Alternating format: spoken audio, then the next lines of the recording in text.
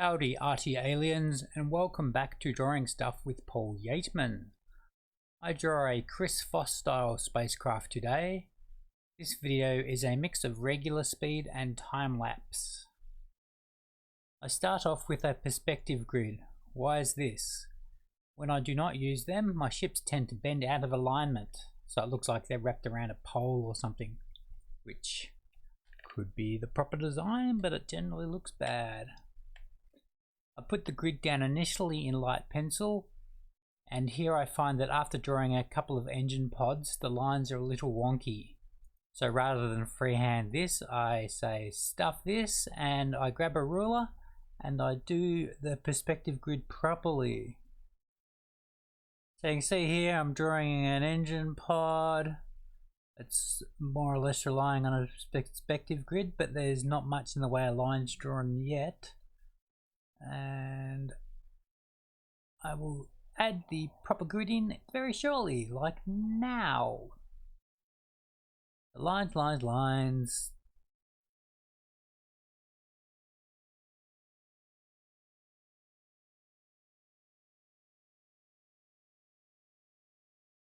I'm sort of using a single vanishing point towards the top right of the drawing, and I'm extending my lines out there.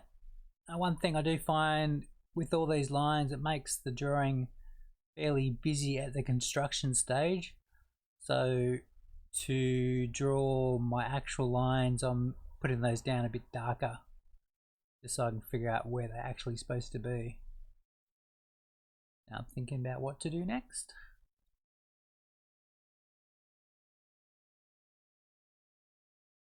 I will grab a pen and I shall do some line art. So the grid's done, along with some curved lines for the engine pods and the body of the ship. So I've grabbed a fine liner, my 0.8, and I'm adding line art for this bit of the drawing. The aim with this ship was to have it moving right to left and have really big intakes. So that's a ship coming out of the scene, so coming from our vanishing point, with what we see on the left being the front.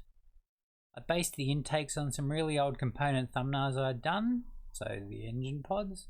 And Chris Foss ships tend to have these really big engine intakes, so that is why this was supposed to be the front of the ship. Totally impractical for a spacecraft, but at least they look snazzy. And once the drives and body was inked, I thought this looked better as the rear of the ship, and that is what it became. With my line work here, even though I used a ruler for the perspective, I added fine liner freehand. This led to some mistakes leading to extra ship detail, such as multiple lines at this point. And the upper left outer drive module wound up being a little battered looking.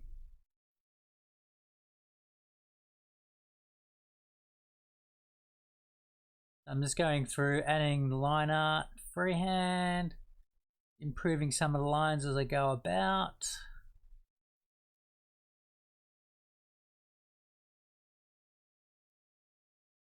And trying to apply the lines with one smooth motion wherever possible, which what that does is it alleviates any breakup of lines.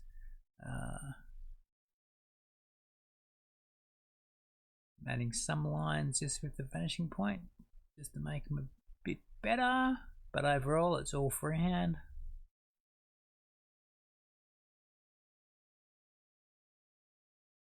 Here, freehand line, not one smooth motion, but anyway, this one should be.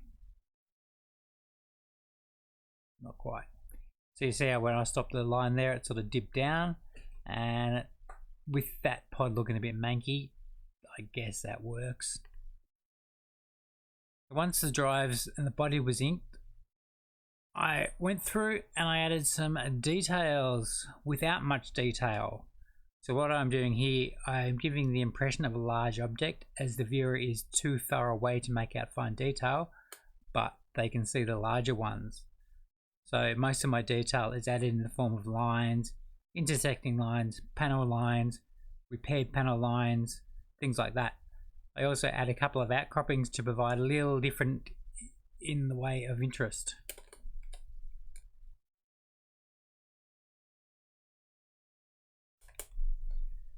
So you can see here I'm just adding lines. I'm not really doing much with connections of them, so they're just lines there that sort of imply some detail. Drawing some extra things in the way of outcroppings on the vessel, like this thing here, and some things on the side, just to break up the surface and make it look like they're not totally smooth, although it could be if you wanted it to be, because like, it's my ship, I can do what I want. And as I'm adding the lines, I'm also thinking maybe what can I do in the way of colouring in. So should I ink out where I'm going to do some painting of different colours, or should I just do that at the end?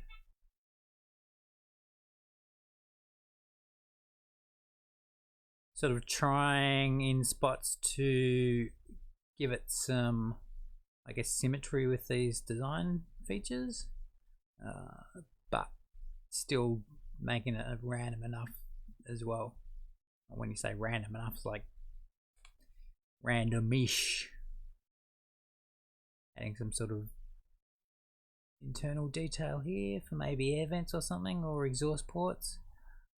And here I'm thinking that's pretty much done with the pods, but I'm looking at it and going, this bottom thing here, that would work better if it was in the center of the ship, if it was coming out of the painting. So I've decided to make it go the other way, and these are now exhaust ports instead of intakes. So I'm going through, I'm doing the sketch of the, I guess, neck of the ship and a command module, doing a 2001 Discovery inspired communications dish.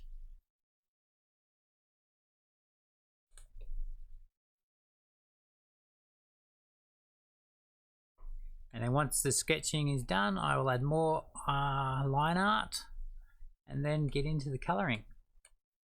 So I've given the command module bit, I guess it'd be the main habitation module, maybe a bit of a bulge, and then go in for the line art, do some colouring, draw it so it sort of adds a bit of depth to the picture with some curves and some hard lines, add some probes and whatnot, and some other communication-y sort of type dishes.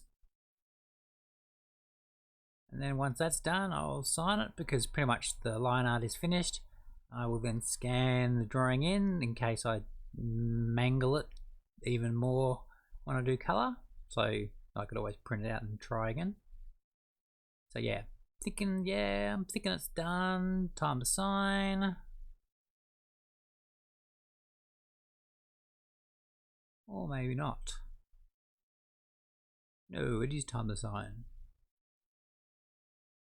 The other thing I do here is add a framing box around it, but because the ship is not in the center of the sketch pad, the framing box sort of makes the ship not in the center of the frame box and doesn't work too well, and I'm going to fix that up in Photoshop at the end. I grab my ruler, do my framing box. Actually bother to measure out a bit better than normal, because most of the times I do these, the lines are a bit skew with. Okay, scan time, and next we'll be back with the painting. So on page 204 of Hardware, the definitive SF works of Chris Foss, there is a blue ship, so I went with this colour scheme today, and that's a nice deviation from my regular blue and orange colour scheme check thing that I do. As I went with a bluer colour scheme, the greys used in this drawing were the cool grey Copics I have, as these have a blue tinge.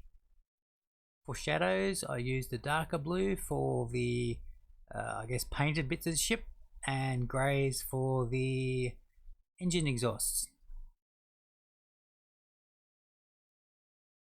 And I also added a little bit of paintwork detail with orange and yellows, and I also gave the cockpit a red light, again because I just recently watched 2001 and most of the moon scenes and that had red lighting in the cockpits, so I thought, why not?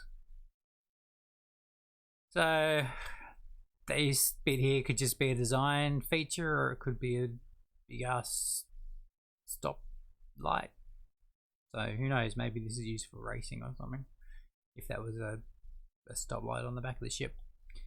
So there's a little bit of detail in the form of blue.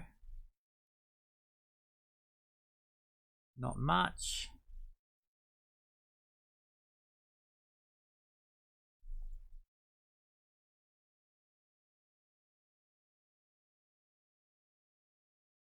Going in, adding some what is intended to be fairly stark shadows to the panels within the inside of the drive bay or drive exhausts.